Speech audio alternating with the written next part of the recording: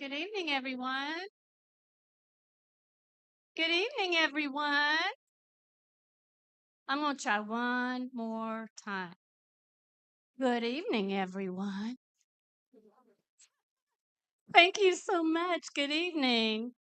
My name is Carrie Gunter Seymour, and I am the Poet Laureate of Ohio, which means for a lot of you, I'm your Poet Laureate. I am a rather short woman with white hair.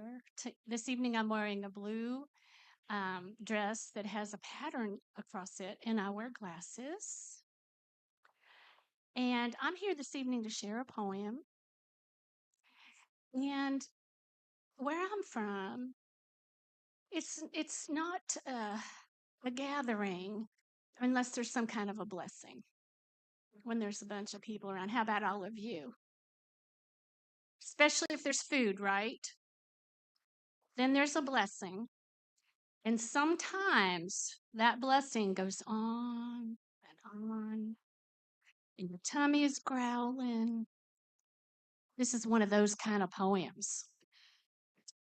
And this is called When Aunt Fanny Says the Blessing, We Know Dinner Will Have to Wait. Bless the grandeur of this day, the ground embroidered beneath our feet, bumblebee dandelions throwing wide their sun-soaked faces, the red buds loosing purple pearls. Bless Cousin Frida, who feeds us, apron dusted in flour and sass, room for all at her table.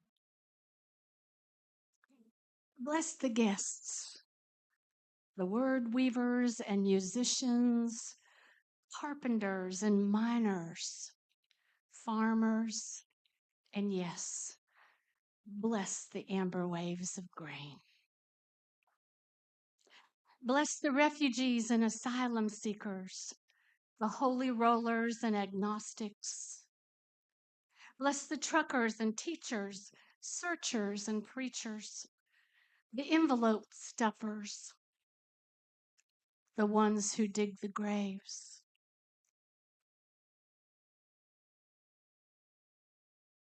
Bless the school bus drivers, the subway riders, bicyclers and doggers, tongue wagglers and soothsayers. Bless the scientists and nurses, tech nerds and birders, the elders who still snail mail their notes pinned in careful cursive. Bless every they, them, he, him, zer, zer, it, its, she, her, zim, zim, rural, the inner city, the thick-skinned, the thinner, the bronzed and pale, the tattooed and painted, those anxious to speak, those afraid. Bless the pulse takers, the bush shakers, the stargazers, the I feel your painers. Listen, Whippoorwill reminds us pain is truth and grace is strength. Let these words open us, reveal the worth of all our bones. Can I get an amen? Amen. Thank you so much. Thank you. And now it's my pleasure to welcome Representative Jay Edwards.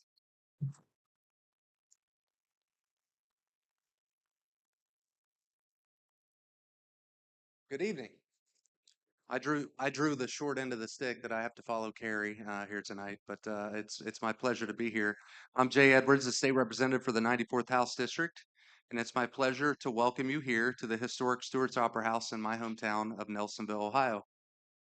Whether you've traveled a long distance or a short way to join or are joining us online, we're delighted that you've chosen to be with us tonight right here in the heart of Appalachia. I have sandy brown hair and I'm wearing a blue jacket. And we're gathered here at the Town Hall on the Arts with leaders from the National Council on the Arts, the National Endowment for the Arts, and the Ohio Arts Council. We have special guests on our panel, and truly everyone joining us today, we want to welcome. I'm especially proud to welcome our colleagues at the national level to discuss and to experience the power and the impact of the arts in the rural communities. As we begin, I want to acknowledge the commitment by our state elected officials. I know I'm giving myself kudos by kind of saying that, to make that are making transformational investments in Appalachia. Investments which include and prioritize the arts and culture. I want to thank Governor Mike DeWine, Lieutenant Governor John Husted, and the Ohio General Assembly for bringing this vision to life. Together, we have committed to invest in Southeast Ohio over the long haul. A total of $500 million was recently awarded and dedicated to 32 counties throughout Ohio's Appalachian Community Grant Program. This program, and again, this is $500 million, represents a historic opportunity for Appalachia, truly a one of a kind. Absolutely. The well-planned and collaborative projects supported by these funds will restore historic downtowns like we see right here on the public square in Nelsonville, will improve community health, and will rebuild local workforce. I want to repeat, we are committed to encouraging prosperity in southeastern Ohio over the long haul. As evidence, just last week, the DeWine administration announced an additional investment of nearly $89 million through the Appalachian Community Innovation Center program to help a dozen school districts renovate, expand, or construct new school-based community wellness, education, and career development centers. Our approach is comprehensive and mindful of how we can improve the well-being and the lives of young people, giving them the tools they need to be innovative, creative, and fully engaged in learning. And I also want to take a minute, it's not in my speech, but just last night at midnight in Columbus, the Ohio House and the Ohio Senate just finished up our biennial budget. We typically have about 150 to 175 million dollars in community projects. This year we had 867 million dollars in community projects, and 14.6 million dollars are coming right here into Ohio's 94th district, right here where we're standing right now. So we're very proud about that.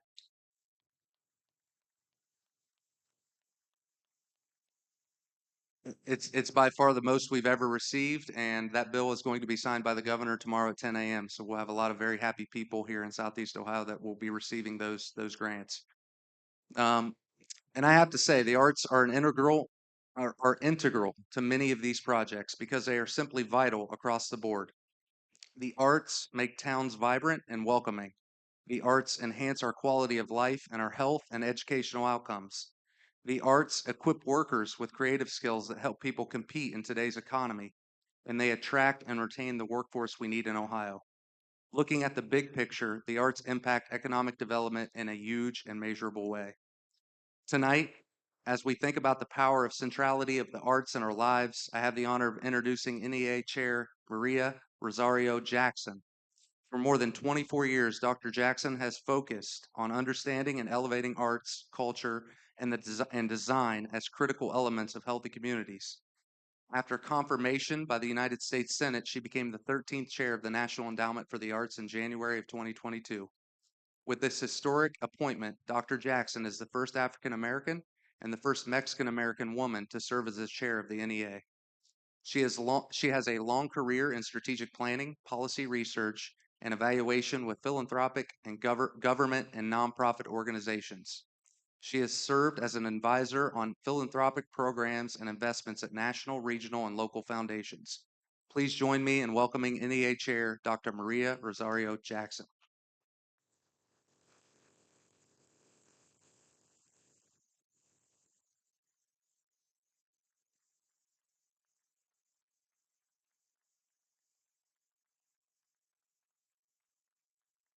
You. Thank you, Representative Edwards, and thank you to our hosts here at Stuart's Opera House and the Ohio Arts Council. Good evening, everyone. Good evening. I like call and response. Uh, for accessibility purposes, again, I'm Maria Rosario Jackson. I have dark curly hair. I'm wearing black, and I have round glasses on. I'm delighted to join you here today in Nelsonville for this town hall.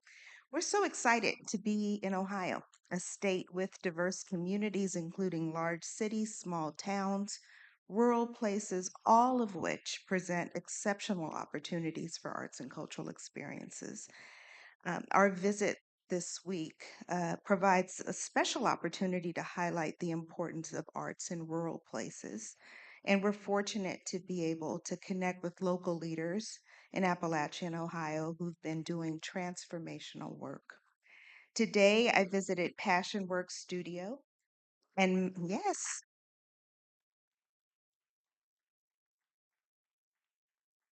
and also Mount Zion Black Cultural Center.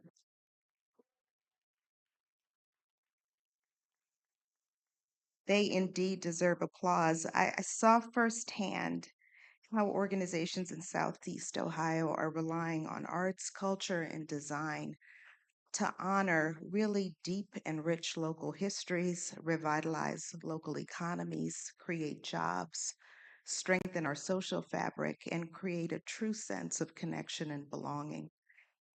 These experiences and the work that these organizations and organizations like them are doing, I think, tangibly reinforce a long held belief of mine, and that is that none of the things that we say we aspire to as a nation of opportunity and justice are possible without the intentional integration of arts, culture, and design into all facets of our lives and the systems we rely on to care for each other. And the organizations and work that we witness today, I think, is such a stellar example of what so many communities around the country need, this deep understanding that the arts lift up our humanity, allow us to deliver the gifts that we have to the world, and allow us to care for each other. The NEA supports arts ecosystems and access to arts engagement opportunities in rural communities and small towns through a number of grant programs and initiatives. And these include the Citizens Institute on Rural Design, which is an initiative that helps communities leverage local and regional assets to solve local challenges and seize important opportunities through design. Shakespeare in American Communities is a program that enables theater companies to travel and present works in middle schools, high schools, and juvenile justice facilities throughout the U.S. And we're proud to support rural communities through these and other programs. I'm looking forward to learning more about the work underway here and how we can better serve. And I'm now really excited to welcome to the stage Ohio Arts Council Executive Director Donna Collins, who'll serve as our moderator for tonight, and our panelists, artist and community leader Brandon Thompson, Melissa Wales, Executive Director of Stewart's Opera House, and Representative Jay Edwards. Looking forward to the conversation. Thank you.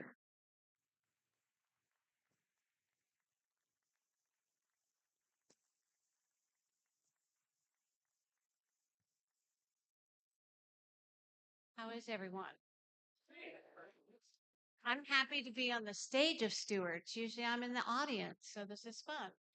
Good evening. I'm Donna Collins, as the chair said, and I have the privilege of moderating the conversation this evening for accessibility purposes. So I am a woman. I have reddish blonde hair. It's not natural. Wearing a blue dress. So it's a privilege to be here. And you all have heard from Representative Edwards and the good news out of Columbus, and Chair Jackson, the good news out of Washington, D.C., with their opening remarks. But I would love Melissa and Brandon to take a moment for you to introduce yourselves and tell us a bit about you and whatever you want the audience to know. Well, Melissa, do you want to go first? Sure. Sure. Hi, everybody. I'm Melissa Wales, and I am a light-skinned woman with shoulder-length blonde hair and glasses that are either here, depending on the situation. I just want to extend a welcome to Stuart's Opera House. I'd like to acknowledge that our 145-year-old theater sits on the traditional homelands of the Shawnee, Adena, and Hopewell peoples, and we strive to create a welcoming and inclusive place for all. We're coming to you tonight from Nelsonville, Ohio, which is about 60 miles from Columbus, in the heart of Appalachia, Ohio.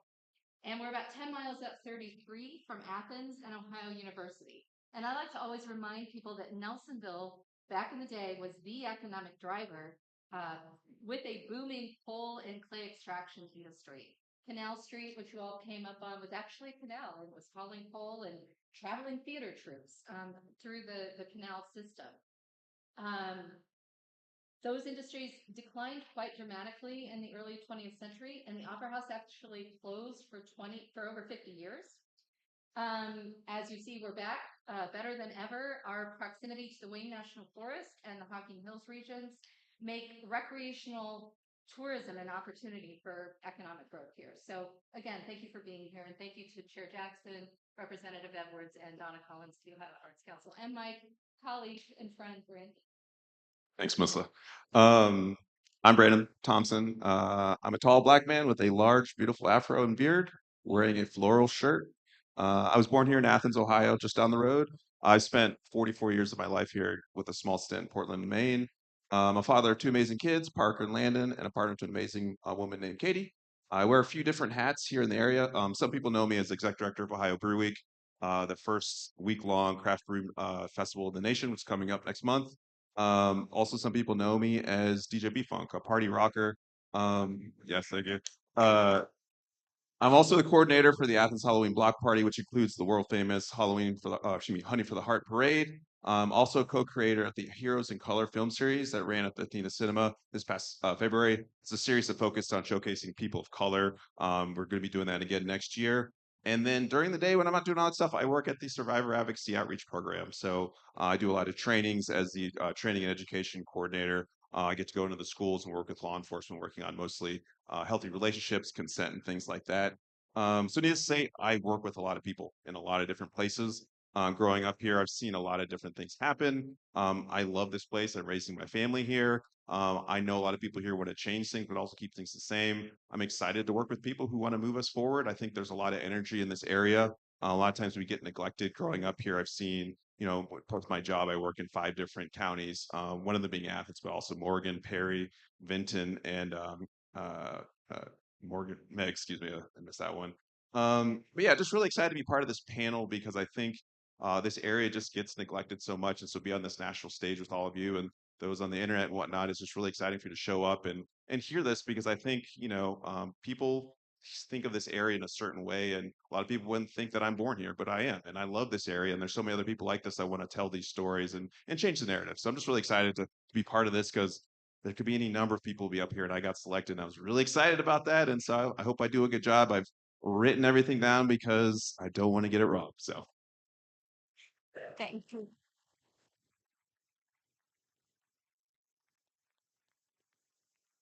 It's funny how we can be in front of thousands of people, right, and talk on a regular basis. But when we're with our friends and colleagues in a space like this, there is a little bit of nerves. So bear with us and smile at us for those of you we can see through the bright lights. So we know we're doing a good job. Um, Thank you both for your introductions. Chair Jackson, let's set the stage. Um, our conversation this evening really is built on something that I believe happened in January.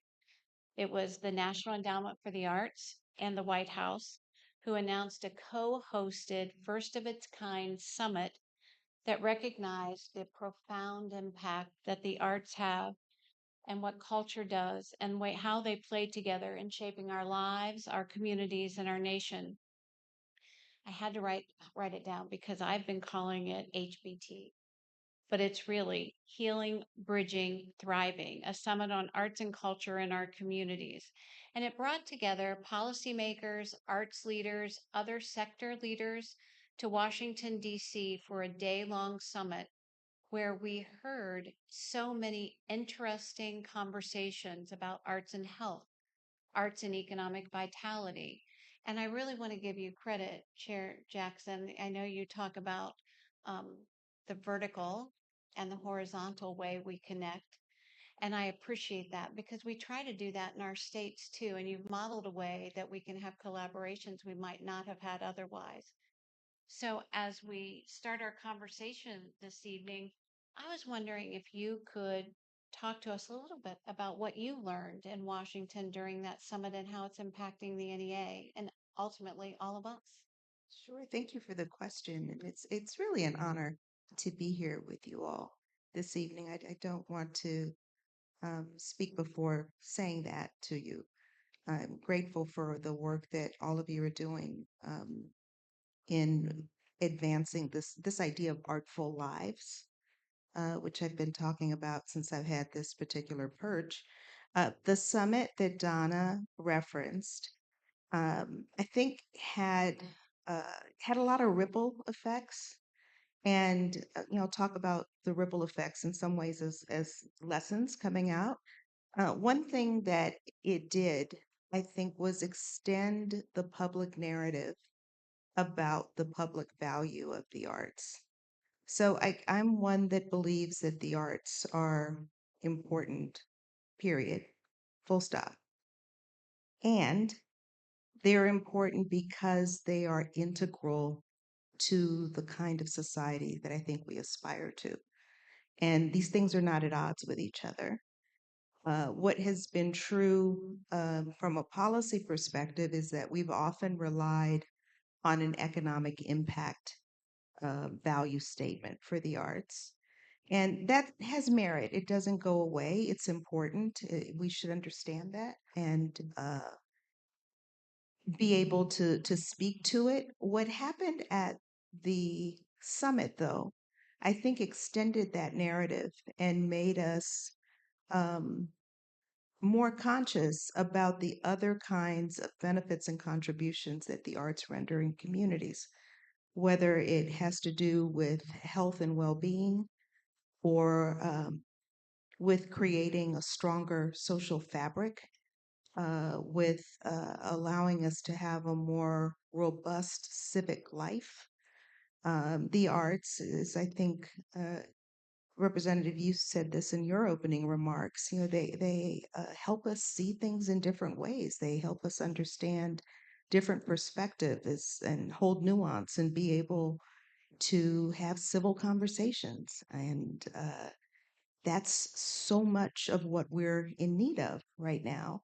So this extension of the public value of the arts to include health, wellness, civic infrastructure, um, democracy itself, right, is reliant on people being able to have civil discourse and see things from different perspectives.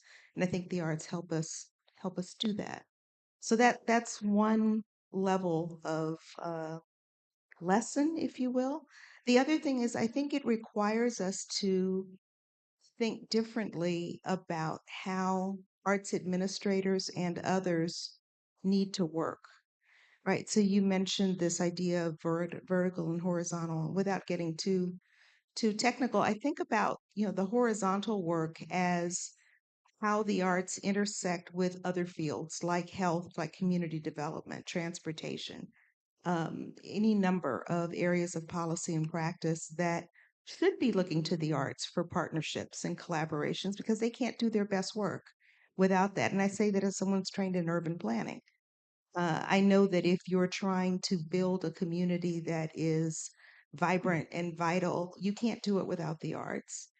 If you're looking to have a public health system that is responsive and accessible, it's important to include creativity, to think about the role that artists can play in helping us take responsibility for our health collectively and individually. And I could go on and on. So there's something about that horizontal way of working and thinking about collaborations and partnerships outside of an arts bubble that is imperative now. The idea of the vertical has to do with the systems that are, I think, evident even on this stage, right? That there's a national context, there's a state context, there's a regional context, there's local. And at their best, they are mutually reinforcing, and they're advancing the same goal of making sure that all of us have access to artful lives. And when I say artful lives, it's an elastic concept. It's not only about audience participation in consuming art, which is important. It's also about making, doing, teaching, having an active creative life. So those are some of the things that come to mind when you ask that question. Yeah, that's really wonderful. And I feel like I'm back at the summit, only the chairs were different. Right? They were cozy. Thank you, Dr. Jackson. So let's build on that national conversation on the stage with our panelists this evening. And maybe we can start with that cross-sector effort. So, Melissa, in your role as the executive director here at Stuart's Opera House and as an arts and community leader, not just here, but across the state. You're known across the state. In fact, someone in the lobby today said to me, "I'm already learning things from the folks here at Stewart's." So I think that's pretty wonderful. Talk to us a bit about your collaborative cross-sector work, and I'm interested in really, for instance, the abandoned mine land economic revitalization funds. That's a mouthful, right? So, what do these federal dollars mean to a community when they're invested locally? Thanks, Donna. I too wrote things down. I told Donna my worry in anything like this when I'm talking about Stewart's Opera House is that I'll just start rambling and telling stories and go way off script. So Donna's going to rein me in if that happens. Yeah, I mean, Stewart's Opera House is we're the cornerstone of the Nelsonville Public Square. It's our mission to be a leader in the arts, a center for public expression, and an economic partner for the region. It's a pretty ambitious mission statement, but it's actually like what we do. That mission absolutely drives our cross-sector work and our partnerships. And I think about the history of Stewart's and its closure for 50 years and the economic changes that have happened in Nelsonville and the incredible role that a Stewart's Opera House, a vibrant, active, engaged, open, institution has on this community. I moved here to Athens. I actually live, but I started the first show that Tim Peacock, he's somewhere in here, um, presented at the Opera House. I came and was just blown away by the asset, the incredible asset that Stewart's Opera House is for Nelsonville and the county and the region, and how lucky we are to have it. And I think also then I began to see the ripple effects of what the arts brought to the square and the community and the county and how it's really is an economic driver. I think we also think about like our arts education as, speaking Chair Jackson about, health and wellness, like, having a place for kids to go and engage with the arts after school, if they're not the football players or the basketball players, is incredibly powerful. But Donna wants me to speak about AMLR. So we also produce the Nelsonville Music Festival, which is a multi-day, um, incredible experience of both local and regional, but also national and internationally acclaimed musicians and artists on multiple stages, July 26th through the 28th. It's a month away. Tickets are available on the Tickets are website. available on the website. One of the things that happened, we currently have a great venue that we build our little village for our festival. And about 2 or 3 years ago now, we learned of the AMLR grants, which I have like tattooed that acronym on my wrist. Um, of course, all of Athens County, this region is coal impacted, and so these federal dollars that come from the Office of Surface Mining are specific to how can we reclaim this damaged land from decades of extraction. How can we repair it and restore it and make it revitalize it economically and culturally for the community and beyond. So it's very much in progress. We're exploring how Stewart's Opera House might implement something like that for not only what we do, but I mean the impacts that it has, for events that you might do in your various hats, or Passion Works. Like we're really lucky in Athens, Ohio, that we have forged very long and strong and deep connections with our community partners. And I think some of it has to do with the fact that, as Brandon said, we've just sort of had to figure it out a lot of the time, because we're not, one of the, the three C's, or, we just have had to be resilient. And that's what I love about living in this part of the state, is the resiliency, the culture, the creativity, and the community work that is so long, deep, and rich in this region. Well, build on that for a minute. So, when you come together with others to dream, to plan, to design, to imagine, um, to prepare grant applications, to figure out what funding streams are right for you, what's the public value? What's the added value that you get from working across sectors or with your collaborators that you've mentioned, Passion Works and others? What's that like for you personally as a professional in the arts field? Yeah, I mean it's incredibly exciting.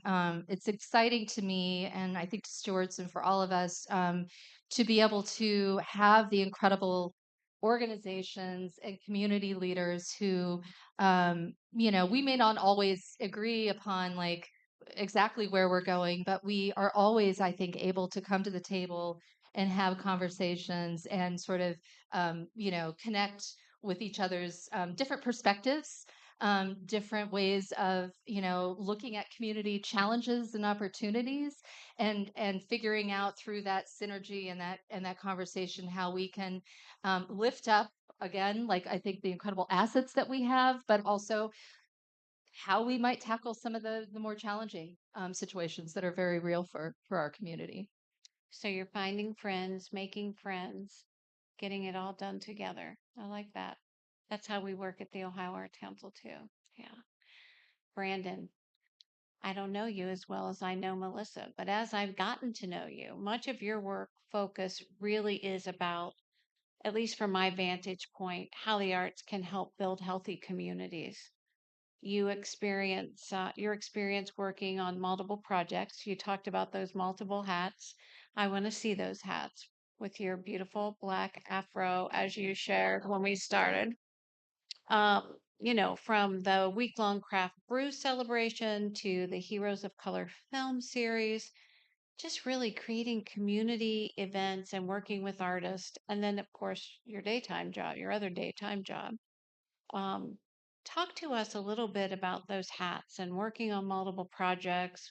What drives you? How do you make collaborative work successful? We're all interested in being more successful in that way. So give us some tips. And don't forget to tell us about how being an artist influences all of that. Sure, I'll try and fit all that together in one little thing. But yeah, no, and we had a great conversation, Donna, last week. You learned a bit, and so one of the things, I love music and film. Always have. Grew up here.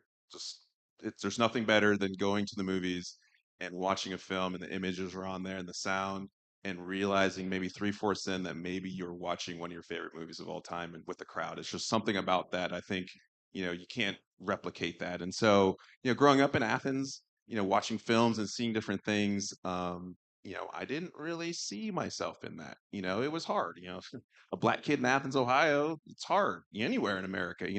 There's joy and laughter. But it was hard because I was into certain things. One of the things that I love more than anything is Star Wars. Ask anybody. I love Star Wars. My kids know. We know all the characters. But in the 80s and 90s, there weren't really images of black Star Wars fans. We were out there, but you didn't see it, so I didn't feel seen. I mean, I was part of this amazing thing that's been going on for 40 plus years, but I didn't see myself, and then, also growing up in Athens, I loved all types of music, I loved electronic music. I also loved Nirvana. I also loved the Cranberries. But as a boy in 1993, who loves the song Dreams, I can't say that out loud. You don't see that, and And now I know it's okay to say that, but back then there weren't images of people into that. And so I find that with art is what happens is people don't see themselves in this stuff. We love what we love. We grow up, we love what we love, whatever it is that brings you joy. But we're afraid to sometimes share that or reach out because of what society will say. It's like, I love the song Dreams. Look it up. It's amazing. I can say that 20 years later, but back then I would have said, hey, you like that song? Me too. But it didn't feel safe. And some of the work I do is, with healthy relationships and healthy communities that harms people. And so for me, what drives me is I want to break that down. I want little Brandon to be okay with saying, hey, I love Star Wars. It's cool. Like I would go to Chicago and get made fun of for loving Star Wars because that wasn't what we all did. Now we know Star Wars is global, everyone's part of it, but back then it wasn't. And so I find in this area, if we can share more of those images of who we are out there, people who live here will know that we are actually normal. I think that's the thing I find out. A lot of times, people have an idea of who we are. It's rural Athens. It's all white, poor, and dumb. That is such BS. It's not who we are. We're resilient. We're welcoming. And we need to be able to tell our stories. And I find that if you can't be connected with the arts, because someone else is telling that story. Someone else was telling the story of Star Wars to me. This is who they were going and filming, and how can we get connected to that? And so that's what drives me, because I have two kids. My kids are 3 and 7, and I'm living in my hometown. It's a weird experience. Not everyone gets to do that. So, my teachers have retired. Some of my friends are teachers. People that I've known in a certain position now taking other positions, and so I see a lot of things that have changed, but also some things that haven't. And so I'm in a position to do something about it. I started as a DJ because they don't exist anymore, but Power 105 was our DJ. They were terrible. And I was like, I'm going to play the music. Dave Palmer's my friend and everything. I'm not, he out of turn. I've told this story, but they were older people playing music for younger people, and that didn't work. And I was like, I will figure this out, because I know I love this. I'm going to do this. And I wanted the other kids to feel seen, and they did. We played the music, and I've done that 25 years later. And that's what I think is being authentic is really important in the art. And so I take that. And so with Brew Week, I'm like, oh, how can I collaborate? Collaborate with Passion Works, Athens Ohio Roller Derby, trying to bring more art. And craft brew is art. Some people are like, well, is it art?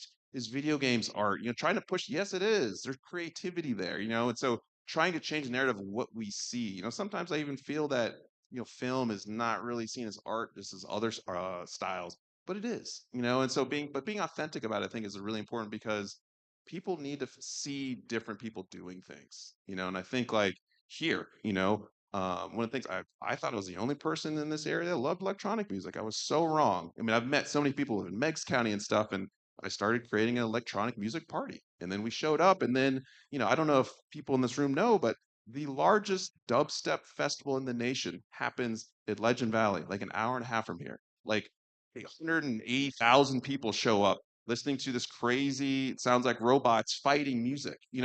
But we laugh, but 10, 20 years ago that was not going to happen in this area, but they were authentic about it. And so I think that's what really drives me is trying to give the youth an opportunity to do what makes them, because it's hard to be young regardless, whoever you are. We all want to belong, but then to not feel like you don't belong and then not have that joy, it's just a sad thing that I don't think, especially with art, we should all be able to just enjoy whatever we want and express that and I think embrace is what pushes me. I mean, I think, with that, people can agree on two things. We want to help our kids. So if you're doing something with kids to support the community, they can all get on board no matter who you are. And is it going to be fun? Is it going to be fun? Yeah, let's get on board. Let's do it. People want to do fun things that support. And so for me, craft brew, everyone loves that. But the residuals from that allow us to invest in the community. We helped the pool when they opened up. They were short on their gates. We were able to donate money to that. People think with Ohio Brew Week, we just take all this money and it comes to me as a director and I buy stocks. It's not the way it works. We get money and then any overage goes in the community. And I think that's something we're talking about of how can we invest in different areas and using that model to do that. Thank you. I have a follow-up that, yeah, you can clap for him. That's fine.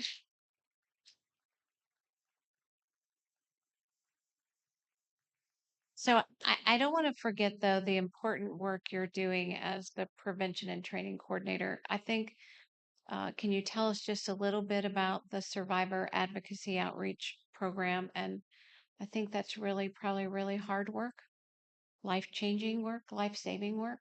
Would you just give us a minute on that? Sure. So those you don't know, I work at the Survivor Advocacy Outreach Program. It's a rape crisis center that believes everyone should live a life free of sexual violence. And so, when I first started, I was the outreach coordinator. So my role was to go and basically allow people to know about our 24-hour hotline. People can call about, if they've been trafficked, human trafficked, if they've seen abuse, all types of things, whatnot. And it is a very difficult thing that I think most people believe they'll never run into. But the reality is, my job is to tell you you will. The statistics are 1 in 2, 1 in 4. I mean, half of this room has probably experienced some type of sexual violence. And so, it has allowed me to go into spaces in a way that I um, didn't expect. One of the things that I really like about it is I'm the perfect person to go and speak because I didn't know the singer. I didn't go to school for social work.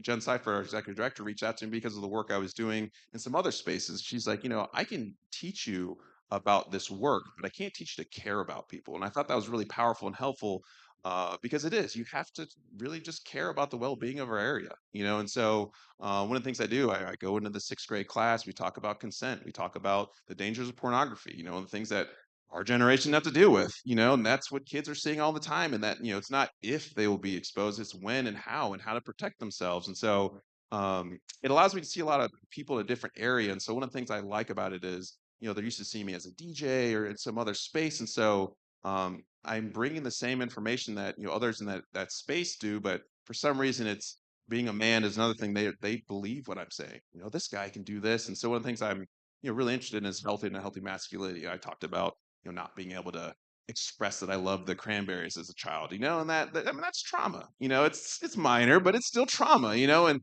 that there are so many people doing that, and that they don't even know what trauma is. And I think that's the thing that really excites me about the SAOP is that we're able to have those conversations with people and say, what, you are experiencing trauma.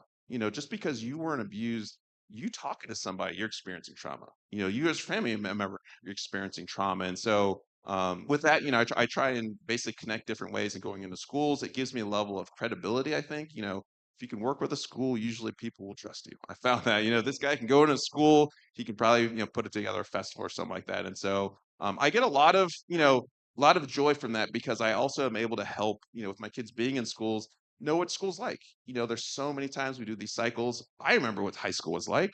It's not like that anymore. It's very different. And so being able to be in there and see what the kids are now struggling with and succeeding with is really exciting to kind of uplift that. Sat on the OAC, arts panels with y'all for the last 2 years and being able to see just how you've evolved with, just the criteria they have is really exciting and trying to bring that up from this area. We talk about are you representing underrepresented people? And Appalachian is part of that. That used to not be a thing, and so we are a people that need to be uplifted. I agree. That's pretty good. Thank you. So, yeah. Well, I keep getting all this applause. So when I think about arts and health after the summit, I always think of you because I think about the way the Surgeon General talked about loneliness and talked about how mental and physical health are hand in hand and how the arts are supportive of healing. And so, would you talk to us a little bit about advancing that understanding out into the world through your role in working with artists and arts organizations so we can think about the health of individuals and communities? Sure. I think that the Surgeon General gave us some really important ideas and language to hang on to when he was talking. So a few years ago, 2 years ago, I think, the Surgeon General issued an advisory on loneliness. And it was a declaration that had to do with recognizing that people being disconnected and isolated was as harmful as chain smoking, as harmful as other diseases, physically and mentally. And part of what he shared during that summit uh, were his own reflections on how the arts are a healing force in relation to connection and isolation, but to other things as well. And there's a lot of research that's growing that is looking at, for example, the role of music in uh, patients that have dementia and Alzheimer's, the role of music in pain management. This is some work that we're involved with at the NEA with the University of California, San Francisco, Renee Fleming, and the Kennedy Center. So the Sound Health Network, we're really looking at that research and trying to connect artists with neuroscientists and advance that work. So there's that level of healing. There's healing that has to do with trauma and trauma of different scales. So there's work that we've been doing with the Department of Defense and the Department of Veterans Affairs that is looking at the role of active arts engagement in post-traumatic stress um, and other brain injuries, invisible brain injuries. And that is a body of practice and research that is also evolving. And I've been thinking a lot about the levels of healing and how there really is a spectrum of how we think about healing, whether it is the kind of trauma that you talked about, Brandon, in not being able to be your full self, and feeling that, even if it feels small, it's still something. Or someone who's been in a war theater and is coming back with really serious issues, or people who have had people in their family who are victims of gun violence. Um, we've seen a lot of that and are funding some work that is looking at healing when there's that kind of trauma. But then there's the kind of healing that has to do with just being human and every day. And as we age, as we live, part of our evolution necessarily has to have a healing component, even if it isn't the traumatic things that trigger us or that make us sit up and pay attention. There is something about life and healing and how we need to have the outlets for that. So I've been thinking about this range of ways in which we interpret the notion of healing.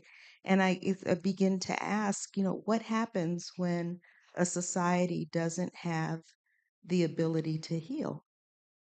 Um, so those are some of the ruminations that have uh, continued beyond that experience of hearing the Surgeon General and also hearing from Secretary Becerra, who is very supportive, the Secretary of Health and Human Services, who is also very much looking to the arts in partnership and collaboration. We have a working group with HHS that is focused on arts, health, and civic infrastructure.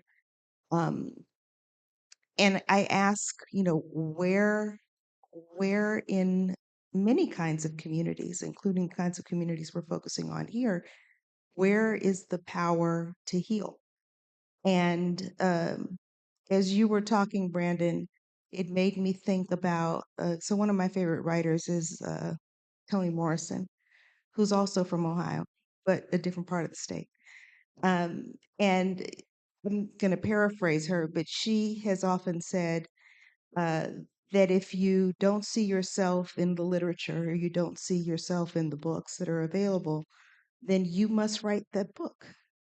And that's what I see you doing, right? So there's something about the power of being that spark. And I saw that in Passion Works today. I saw that in the women that are leading the Mount Zion Cultural Center. There is something about being able to have the agency to do the thing that's necessary through the arts. And I think we need to tend to the ecosystems that allow us to heal through the arts and that full spectrum. Thank you so much.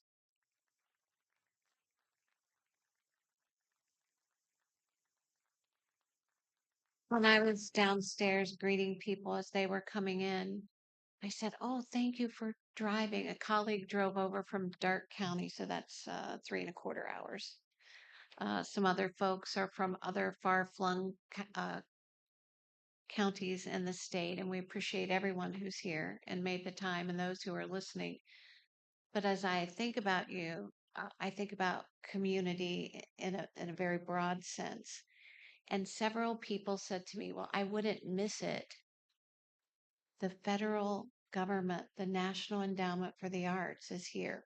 We're used to seeing you, Donna, and your staff,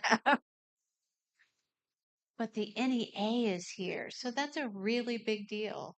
And so thank you.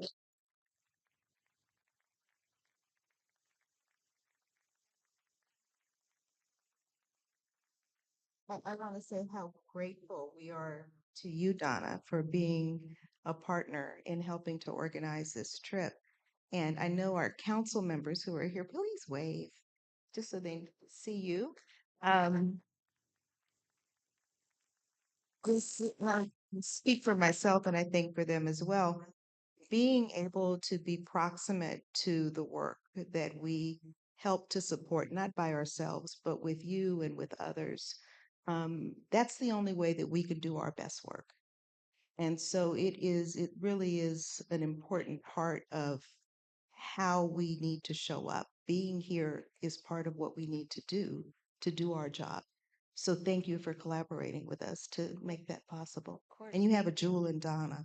oh,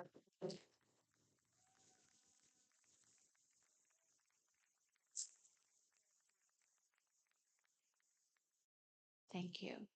So when we know that when we come together, communities thrive.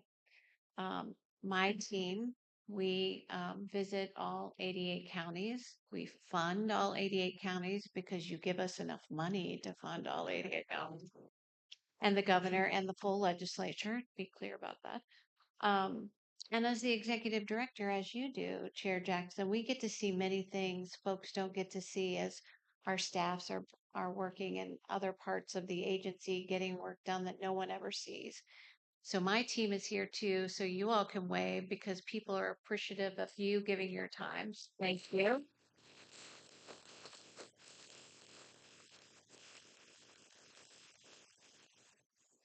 But as I think about folks getting out around the state, some uh, something that I have noticed over your tenure as a House member, Representative Edwards, is that I see you everywhere, both here in your hometown in Athens and in all the counties you represent, obviously, but in Columbus and in towns you don't represent, across the state, cities, small places, and of course, we know that you're a rural champion. The two of you, have that both part of who you are. So, Representative Edwards, many of us here in Nelsonville know firsthand about your support of the arts and arts education, your support for that arts funding in all 88 counties. Thank you. My question for you is as you visit communities across your legislative district and beyond, what's an example or two that have stuck with you that help you know the investment that you're working for on behalf of the arts and your elected capacity is worth it? Thank you very much. I was enjoying just listening. I didn't need to talk. I got to be honest. Growing up here in Nelsonville, I wasn't exposed to much arts. I wasn't, I grew up playing sports. You wouldn't want to see me dance. I always tell people if you see me dancing, cut my bar tab off. You wouldn't want to hear me sing. I played sports, and sports was my passion. But once I found that passion, and I think life is about finding that passion. When you find that passion, that passion can do a lot of great things for you. It can keep you out of trouble. It can keep you on the straight and narrow. It can keep you getting good grades. It can keep you doing all the things to follow that passion. And I still remember one of the most important days, I think, that really got me to the point of why I support the arts so much now as a legislator, coming here as a freshman legislator. Melissa had me and Donna had me. And I walked in here one day, and it probably was around my first capital budget and capital budget time. And I walked in and I saw a bunch of kids here from New Lexington High School, from Perry County. And that same passion I had growing up playing sports, I saw that same passion in their eyes. And I realized, and I think through a grant from Donna and the Ohio Arts Council, Stewart's was able to partner with New Lexington and get a bus to go over and pick those kids up and take them back home. And I mention that because we're talking about rural arts here. And we have to mention that one of the biggest problems we have here in rural Ohio is getting people from point A to point B. And from for the collaboration with the Ohio Arts Council and Stewart's of going to pick those kids up and paying for that bus, I saw the passion in their eyes, and that was happening on a weekly basis that those kids were coming here, and it really changed me. It really opened my eyes to again that passion and how much kids are finding that passion. And I think that first time I saw that has completely changed my life. Donna mentioned I travel the state a lot. I do. I used to, when I was a freshman legislator, get really mad that people around the state didn't understand us down here. And then I started taking a different approach. Maybe I need to learn more about what their lives are like. And I think in doing that, we've gotten more people to come down here, more people to explore and understand the issues such as public transit and some unique issues that are facing us here in Appalachia. And I want to bring up one other example that hasn't been talked about, and I hope it doesn't offend anyone. I don't have notes like Melissa. I kind of just ramble. But I think there is an important example that I talk to my colleagues a lot about. You know, some of them might not have the passion for the arts and want to do stuff for the arts. One story I always tell them that I think is an important story, and I kind of mentioned it in my opening remarks. As I'm traveling around the state, I'll have people that'll come up to me, business owners, you know, CEOs of big companies, uh, billionaires that'll come up to me and say, "Thank you so much for funding the Stewart's Opera House," or "Thank you so much for funding that organization, that arts institution or organization or facility or capital improvement project in my area." And I'll say, "Are you into the arts?" And they'll say, "No, I'm not really that much into the arts." But when I'm trying to hire people and I'm trying to get the best and brightest people across our country to move here, it is a staple to our business. So I think the arts has a huge opportunity to start talking about the economic impact that you have. As I've traveled around the state, every employer I talk to are looking for people. If we're going to attract the best and brightest people to want to come here in Ohio or here in Appalachia, right here in Appalachia, Stewart's Opera House is a great example of bringing people in that want to come here because it is a staple in the community. So I think arts has a great story to tell, and I want to thank you.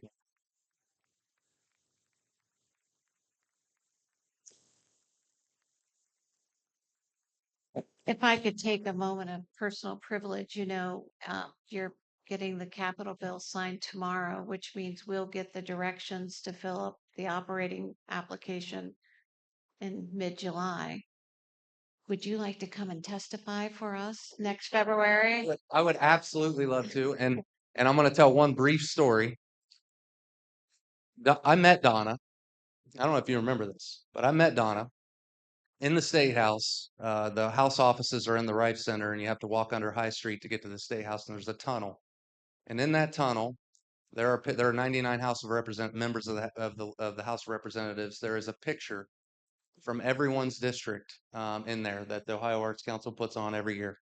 And I was a freshman lawmaker, and I get this email one day, and it's from the Ohio Arts Council, and it's inviting me to come up to the theater in the Rife Center. We're going to honor all 99 of the students that were selected to display their art in the hallway. And I'm kind of singing my own praises by telling this story, but it's a true story. It was a Sunday. I think it was on a Saturday or Sunday, and not very many legislators are in town on the weekend. And I just assumed everyone was going to show up. And I showed up, and I was the only legislator to show up that day. And I handed out all 99 of those accommodations all over the state. So Donna doesn't have a choice but to love me as much as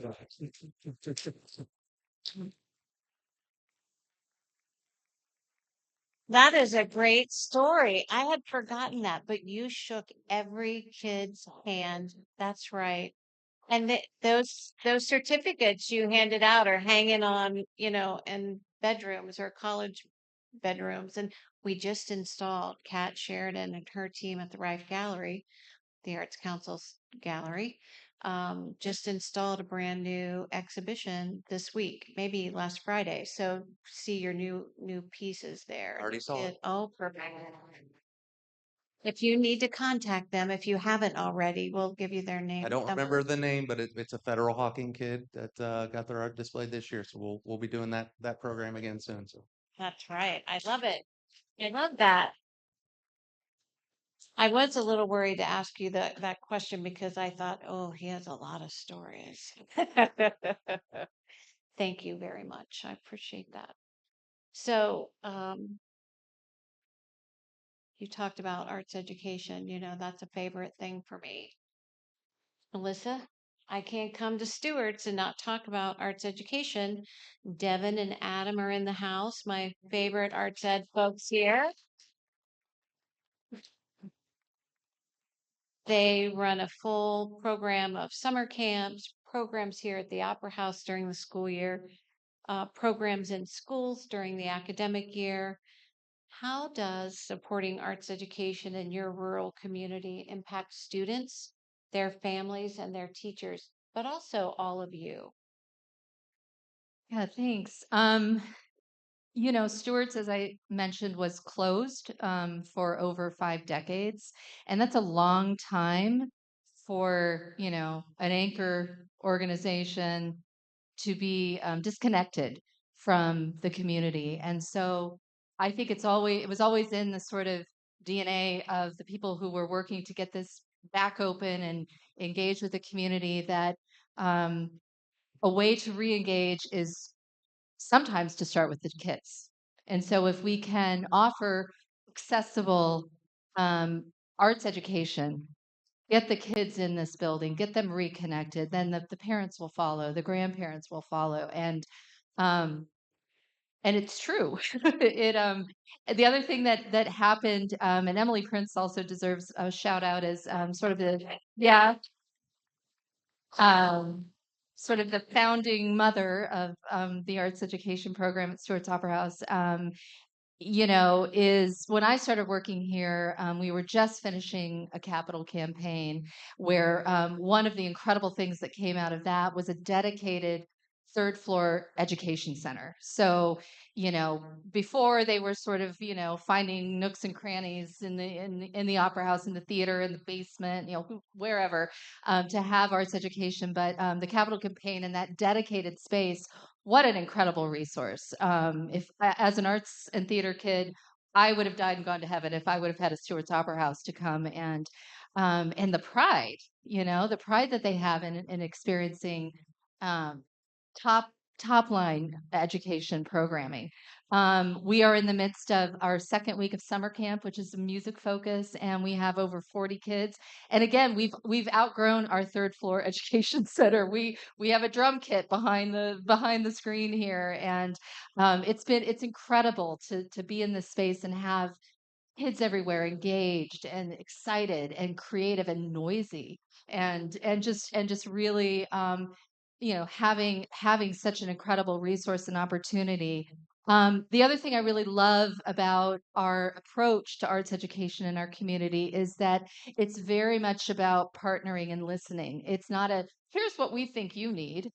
It's a tell us what you need. And sometimes my favorite story when I started working here, which I did not know, was that, folks on staff had gone to Nelsonville, York, our local public school district, and said, tell us what you need. And they said, well, we need a middle school art teacher because it's not in the budget. And the staff sort of, okay, went back, figured it out, and for many years was paying the salary of that public middle school art teacher, which I think is an incredible. And the Cinderella ending is that the school immediately felt the impacts of having that in their systems, as far as all the things we've talked about how the arts impacts mental health and academic skills and engagement. They built it back into the budget. So yeah, right? It's an incredible story. Currently, we are underwriting the Nelsonville York Drama Club. So we pay the instructors. They do their rehearsals here. They do their annual production on our stage, which is again such an incredible asset. We want this stage, this theater. It has such a long and storied history of incredible performances, but also community events. And I think that sort of part of our mission as a space for public expression. Um, because I think, again, the closure, nobody was really sure what an opera house was and do I belong there? And I think our arts education program has been critical in letting our community know that, yes, you belong here. Thank you so much. That's why I love arts ed, right? Chair Jackson, I've been asking lots of questions. I need a break. How about we turn it over to you, and maybe you have a question or two for Representative Edwards or Brandon or Melissa, if you'd like. I think it's more I guess it's a question. It's an observation and a question. One of the things that has been impressive in the visit here is the way that there is strong, earnest, passionate leadership here um, that has a point of view and wants to create opportunities and expressions that are specific and organic to this region in a very legitimate way. There's there is a there is an identity, a sensibility, an aesthetic that is Appalachian Ohio, and it deserves to be expressed and appreciated. And I think if one believes that, then what is necessary to make sure that the resources, and I mean that financially, but not only financially, that the resources to have those kinds of assets on your own terms, how do we ensure that that is available? What does it take? And I think everyone on this stage plays a role in that. But any thoughts that you have as you forecast building that ecosystem that supports that? What does it require? So looking at me, I guess I'll start. Um, I think for me, the way I see it is I'm in a lot of spaces where we're trying to create things, and I usually always say this like so many times I'm given a decision that's supposed to help me. It's like, hey, you want to do this or do that? And I'm like, it feels like, you're asking me where I want to go on this trip, but I didn't even tell you I want to go anywhere, because people have told you it's like, you've already built the train and decided all these things. And like, I don't want to go anywhere. And that happens because we're not there. And so one of my other roles is am outgoing president of the Visitors Bureau. And so for the last 6 years, we have to craft the narrative of Athens County, and so most people know us for, Nelson Music festivals, craft beer, outdoors, and bikes. That's great. That's not everything. My parents don't do any of that stuff, and they live here, and so trying to push that out there. And I think, we've really done a lot of stuff with the heritage tours and things like that, the mine disaster and other things that happen in some of our smaller communities. And people know about those things, but how do we get that to a level where, Representative Edwards and people at that level and yourself, are also seeing it more often because we can be aware of things, but life requires us to hold a lot of things, and so we take what's easy. We see what it is. Oh, this is I've seen that. That's I've been in Nelsonville at Stuart's Opera House. Well, that's not all Nelsonville, like there's other things here, and so how do we change? I think the information there so when those decisions are being made, they do feel uh, equitable in some way. I think that's the biggest thing, and I know we're seeing strides to do that, but just keeping that in mind because I think people really do see this area as just this, poor and weak. And, like you were talking, so many of us are resilient because we just had to be. It's like, you know what? This doesn't exist. I'm going to go make it. I'm going to go do this. Representative was talking about, no one knows this area. I'm going to tell them. And I'm going to go and learn about them. So when I tell the story, it feels authentic, and I think that's a really important thing. So it's not just, I'm telling you what is, I've actually done the research, but I really think that's a really important thing of, what do these decisions look like when they're made? Because it's so many times this is great for you. This, we've decided this is what you need. And it's probably good, but it's not the best, and we only get so many shots. And so how can we also down here share that in a way that feels constructive? Because a lot of times it's like, this is not what we want. Oh, well, they don't care. We're not gonna do anything for them. And that's not really what it is. It's more, hey, we would have loved if you had talked to us, we would have made this go even further. But sometimes that's seen as an affront or something. I just think that's a really important thing that I'm seeing more of in the arts, where we're allowing not just the administrators, but the people who are doing the work to come up and say, this is what we want. Yeah, I agree with that. And I think Appalachia, Ohio is one of those places that people think needs rescuing. And we don't need rescuing. We need to be listened to because we already have an incredible entrepreneurial spirit and examples of we know how to take care of things and do things with whatever, whatever resources we have. And it's never enough. It's never enough.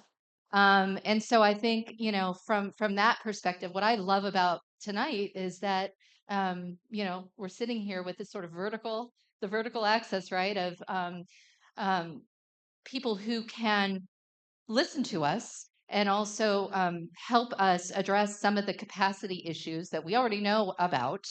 And we have no shortage of ideas and aspirations, and we've already built the relationships and the partnerships. And if Appalachia, Ohio is listened to, if Athens County is listened to, and there's a mix of voices, and it's a diversity of ideas and visions about where we need to go, I think it will be incredibly exciting to see where we end up.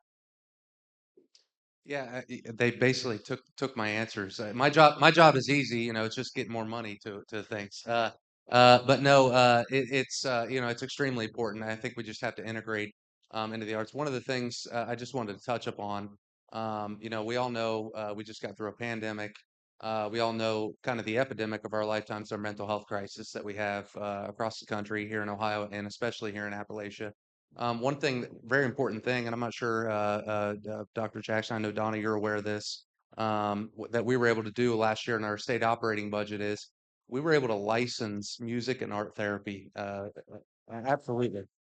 And I think it's such an important step. Number one, it's the first step of making sure people can actually, get a fee for that service that they're providing.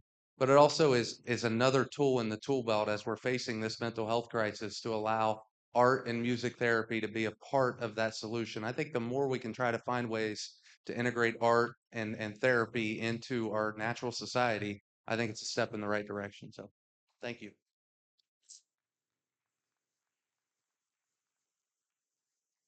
Hey, they've given us some marching orders, right? We like it. So I guess our time is really coming to an end. In fact, I think we're probably over the stated time. But please thank me and join me in thanking. Okay, thank you.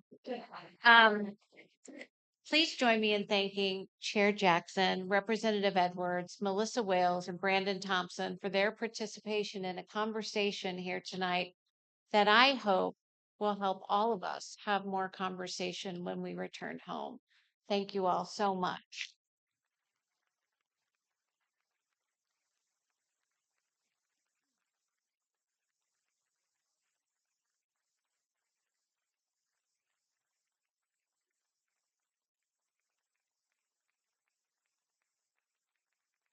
I do want to challenge each of you really to have these conversations about how we bridge, collaborate, innovate, and thrive in our communities. It can happen at your kitchen table this week. It can happen at the office or the coffee shop, or downstairs when you're leaving. And for folks who are listening or watching by live stream, have that conversation, text somebody, start the conversation. So as we close, I want to remind you that tomorrow, Friday, June 28th, we'll be having the summer. Well, we won't be having. Dr. Jackson will be having the summer meeting of the National Council on the Arts. You can join us at the fabulous Lincoln Theater in Columbus, Ohio, or online by finding information at arts.gov. And I want to thank the staff at Stuart's, the staff of the NEA, and my team at the Arts Council for helping us to provide this conversation. But most of all, those folks streaming in, listening to the stream, and for all of you in this audience who drove far or near to be with us. It makes a real difference, and we appreciate all of you. And good night.